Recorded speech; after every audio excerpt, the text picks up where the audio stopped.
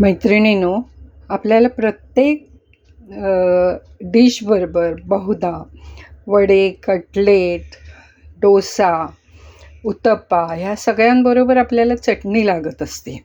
आणि त्याच्यासाठी जर आपण भरपूर चटणी एकदा करून ठेवली आणि ती अशा मोल्डमध्ये जर करून ठेवली आणि जरुरीप्रमाणे जितके हवे आहेत तितके आपल्याला मोल्डेड चटणीचं मोल्ड घेऊन डिफ्रॉस्ट करून ते वापरलं तर आपला खूपच वेळ वाचतो आणि सोय पण चांगली होते, नाही का?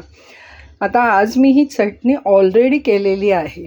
कोथिंबीर धुवून, खोबरं, आलं, लसूण, मिरच्या जसं आपल्याला हवं तसं. मी त्याच्यात थोडीशी चिंच घातली आहे ह्या वेळेला एक वेगळ्या ह्याच्यासाठी.